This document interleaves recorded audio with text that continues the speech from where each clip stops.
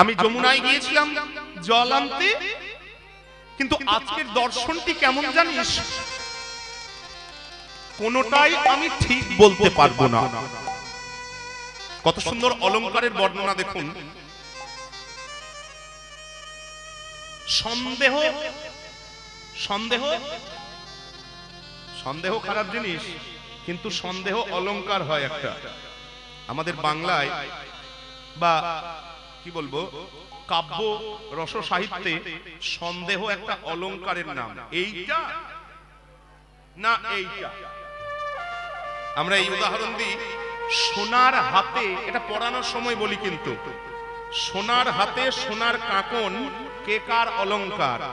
হাতটাও সোনার, কঙ্কন মানে অলংকারটিও সোনার। আচ্ছা, অলংকারটির শোভা হাতটা বাড়াচ্ছে না হাতের শোভা অলংকার বাড়াচ্ছে? কোনটা যে কার অলংকার সেটা বুঝতে পারছি না। এই রকম সন্দেহ হলে হয় সন্দেহ অলংকার। নিতাই গৌর হরি হরি। গোটা গানটা কিন্তু কীর্তনের মধ্যে তিনটে বিষয় আছে। গুণগ্রাহী সমাজ বলে আরেকবার মনে করিয়ে নি। কীর্তনে প্রথম থাকবে, কীর্তন হচ্ছে গান, গানের সুর এবং তাল, এবং মনের মতো নয়। এখনকার দিনে মনের মতো চলছে, তবে মনের মতো নয়। মহাজন যেভাবে নির্দিষ্ট করে দিয়েছেন সেইভাবে সুর আর তাল। দ্বিতীয়ত, কীর্তনে থাকবে গৌড়ী ও বৈষ্ণব দর্শন সমৃদ্ধ কথা, মন গড়া গল্প বা ছেলে ভুলানো মেয়ে ভুলানো ওই মুখরোচক দাঁত কথা নয়।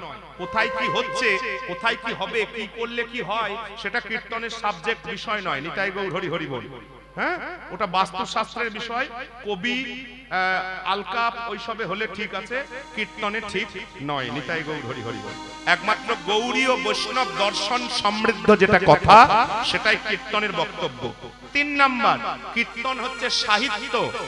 কারণ বাংলা পদাবলী, সংস্কৃত পদাবলী ছাড়া কীর্তন হয় না, হওয়া উচিত নয়। তাই কীর্তনের 3টে দিক থাকবে: সাংগীতিক দিক, ধর্মীয় দিক, আধ্যাত্মিকতা, আর হচ্ছে সাহিত্যিক দিক। এই 3টে দিকের আলোচনা না হলে কীর্তন পরিপুষ্ট হয় না, হওয়া উচিত নয়। এটা বাঙালির সম্পদ, 850 বছরের সম্পদ।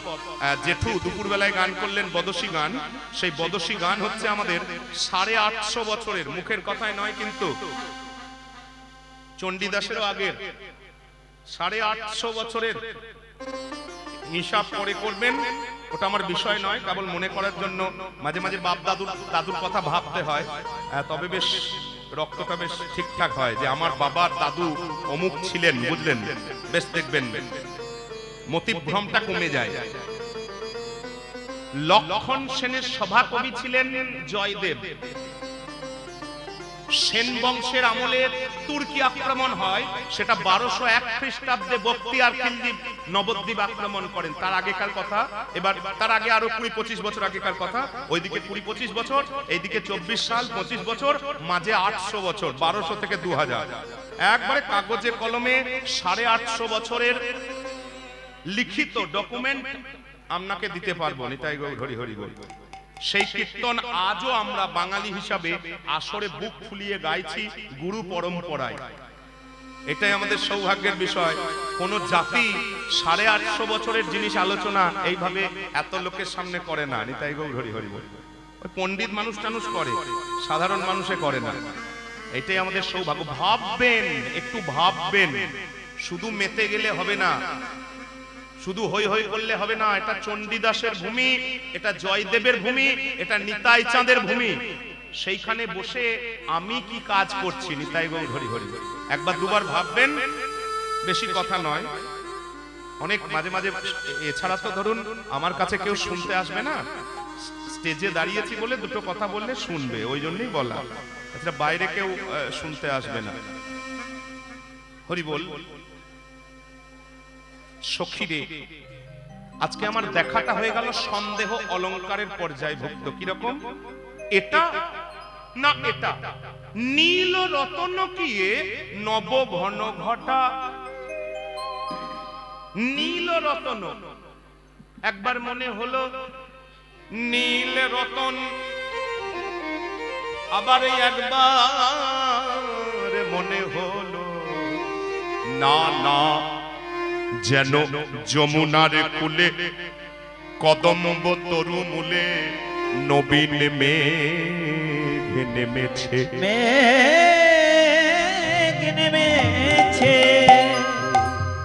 কেন আমার নয়ন বাড়ি বিবাদী হলো, দেখতে দেখতে আমার চোখে জল এসে গেল। অতৃপ্ত হইয়া করে বিধিরে নিন্দন, অবিদগ্ধ বিধি ভালো না জানে সৃজন, না জানে সৃজন। ওরে বিধি অকরুণ তুমি দেখাইয়া কৃষ্ণ নেত্রমন ভুলাইলি মোর। ওরে বিধি যদি দুটো নয়ন দিলে, নয়ন দিলে, কেন মিনের নয়ন দিলে না?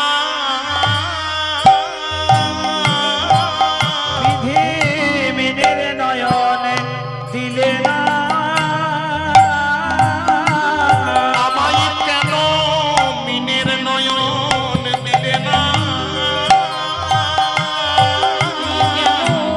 মিনের নয়ন দিলে না। অপলকে চেয়ে রইতাম মিনের নয়ন দিলে না। আমি অপলকে চেয়ে রইতাম মিনের নয়ন দিলে না। কৃষ্ণ কান্তি জালে পড়ে রইতাম মিনের নয়ন দিলে না। জলে পড়ে রইতাম মিনের নয়ন দিলে না। কত সুন্দর আক্ষর দেখেছেন, ভাবতে হবে কত সুন্দর আক্ষর।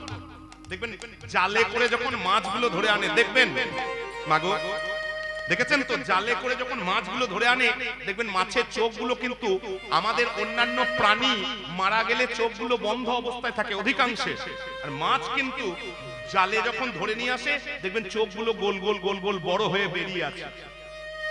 তাহলে গোল গোল বড় বড় চোখগুলো যেমন অপলক অবস্থায় জালে পড়ে থাকে, কৃষ্ণ কান্তি জালে পড়ে রইতাম মিনের নয়ন দিলে না। কৃষ্ণকান্তি জলে পড়ে রইলাম মিনের নয়ন দিলে না। আমি অপলকে চেয়ে রইতাম মিনের নয়ন দিলে না। চেয়ে রইতাম মিনের নয়ন দিলে না। আমার নখিলে নখনা যাই নানা সেনায়কে ছটা, ও গো সেনায়কে ছটা। সেই অঙ্গ ছটা, সেই অঙ্গ ছটাতে আমার চোখে জল চলে এলো, দুটো চোখ, তারপর পলক, তার ফাঁকে যেটুকু দেখতে পেলাম তাতেও চোখে জল বিবাদী হয়ে গেল। আর ঝাপসা চোখে বারবার পলক পড়ছে তো, তাই বুঝতে পারলাম না নীল রতন না নবমেঘ। নীল রতন কিয়ে নব ঘন ঘটা, নখিলে নখ না যায়, নখিলে মানে দেখে, দেখতে দেখা গেল না ওনা অঙ্গের ছটা। কদম্বের তলে কি যে শ্যাম চিকনিয়া, ও গো কদম্বের তলে গিয়ে শ্যাম চিকনে আমি রূপ হেরি আইনু জাতি কুল মজাইয়া, জাতি কোন মজাইয়া। আমার জাত কুলমান জীবন যৌবন ওই কদম তলায় সব কিছু দিয়ে চলে এলো। চলে না। ললিতা বলে রাধে আর কিছু দেখবি না, শুধুমাত্র রূপটা দেখে সব দিয়ে চলে এলি, কিছু নিয়ে এলি না, কিছু নিয়ে এলি না। রূপটা দিয়ে সব দিয়ে চলে এলি, এবার বাঁচবি কি করে? কিছু তো নিজের চাই। না না, নিয়ে এসেছি। আমি কি দেখলাম জানিস? চূড়ারয় পরে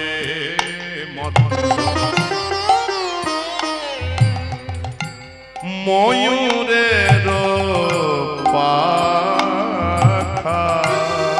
চোরারয় পরে মত নেচে নেচে বেড়ায়, নেচে বেড়ায়, আজ নেচে নেচে বেড়ায়, নিজে বেড়া আমার চূড়ার উপর মত ময়ূর নেচে নেচে বেড়ায়, ওগো চোরার পরে মত ময়ূর নেচে নেচে বেড়ায়, আর চূড়ার উপর মত ময়ূর নেচে নেচে বেড়ায়, মনে মতো আজ নবমেঘ দর্শন বনিতায় গৌর হরি হরি হরি। দর্শন করে আহা নবমেঘ দর্শন করে ওগো নবমেঘ দেখো নেচে নেচে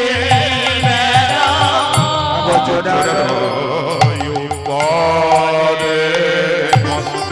মত ময়ূরের পাখা, ময়ূরের পাখা।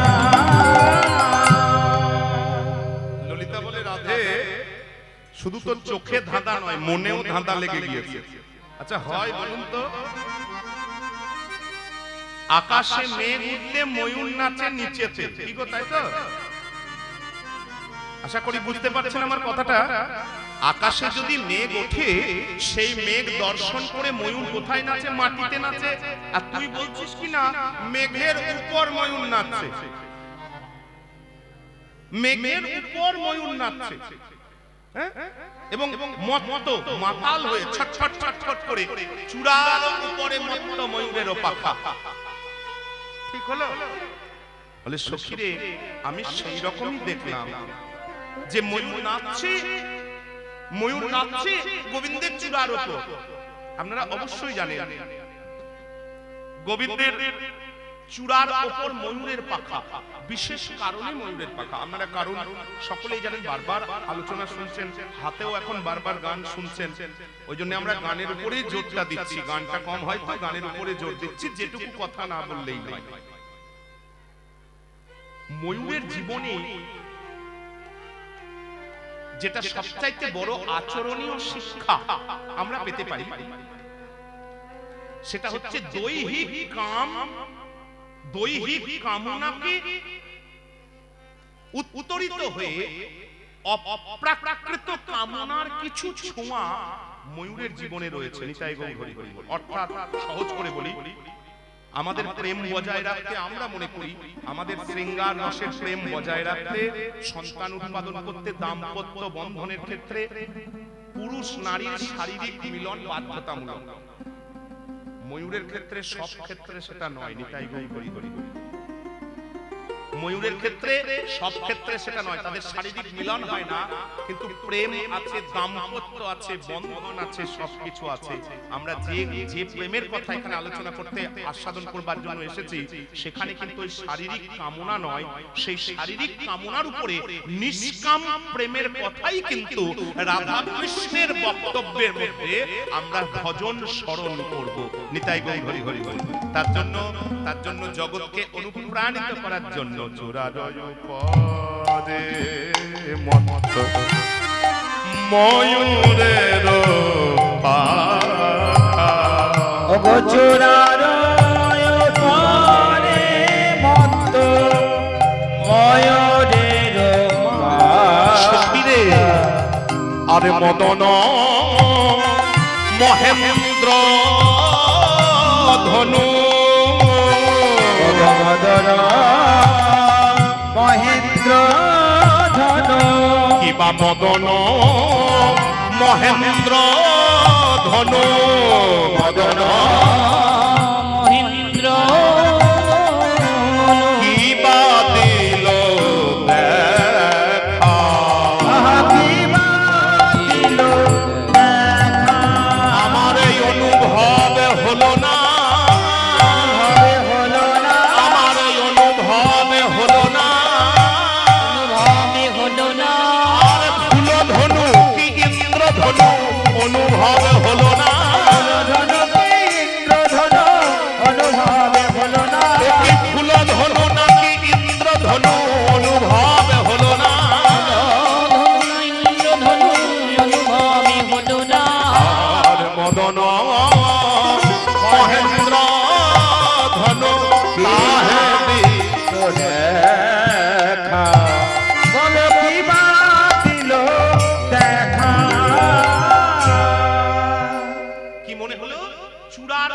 একটু একটু লক্ষ্য করবেন যে ময়ূরের পাখাটি রয়েছে, যে ময়ূরের পাখার মধ্যে দেখুন একটা একটা উল্টানো একটা রঙের বৈচিত্র্য। দেখে নেবেন ময়ূরের পাখা, কালকে খুঁজে পেতে দেখলেন বা একটু ফোনে টোনে দেখলেন, ময়ূরের পাখার মধ্যে একটা উল্টানো অনেকগুলো রঙের বৈচিত্র্য। দেখে কি মনে হলো? অনেক দূর থেকে মেঘের উপর কি উঠেছে? ইন্দ্রধনু। আগেকার দিনে বলা হতো ইন্দ্রধনু, বর্তমানে বলা হয় রামধনু। অনেক পাল্টে যাচ্ছে, ওই জন্যই বিভ্রান্ত হওয়ার কিছু নাই, আবার পাল্টে গেছে। ওই জন্যই মাস্টার মানুষ তো বেরিয়ে যাচ্ছে মুখ থেকে, কিছু মনে করবেন না। কিছু জায়গায় আত্মসংবরণ করতে পারি না, মুখ বড্ড বাজে জায়গা। নিতাই গৌর হরি হরি বল। হ্যাঁ, বক্তব্য হচ্ছে ইন্দ্রধনু, এখন বলছি রামধনু। ইন্দ্রধনু অনেকগুলো রং একত্রে, তা মেঘের উপর ইন্দ্রধনু উঠবে সেটাই স্বাভাবিক।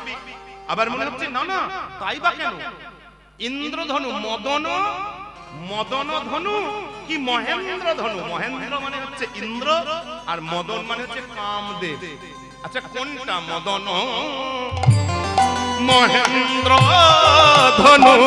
মদন মহেন্দ্র ধনু। আমার এই অনুভব হলো না, অনুভবে হলো না। ফুল ধনু কি ইন্দ্র ধনু? অনুভব হলো না। ফুল ধনু ইন্দ্র ধনু অনুভবে হলো না। তাহে দিল দেখা, তাহে দিল দেখা। আরে বদন কমল কি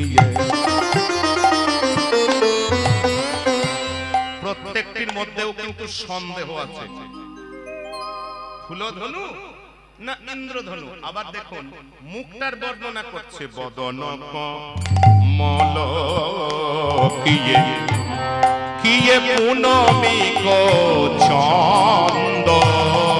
ভগবদন কমল কিয়ে ও নামে ছন্দ। একবার বলে বদন কমল, কমল মানে পদ্ম। একবার মনে হচ্ছে মুখটা গোবিন্দের পদ্মের মতন, আবার বলে না না না, পদ্ম ঠিক নয়, পুনমিক চন্দ। আজকে রাত্রিতে পূর্ণিমার চাঁদ, এখন মেঘ রয়েছে একটু যদিও, তবুও পূর্ণিমার চাঁদ। একবার মনে হচ্ছে কমল, একবার মনে হচ্ছে পূর্ণিমার চাঁদ। বদন কমল কিয়ে পুনমিক চন্দ। ভগবদন কমল কিয়ে বুঝতে নারিলা, বুঝিতে নারিলা। বুঝিতে নারিলা,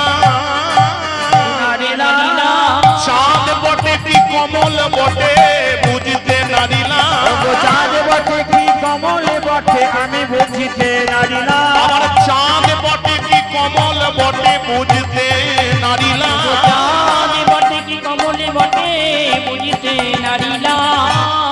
বদন কমল কিয়ে কিবা পুনমে চন্দ। সখিরে অধর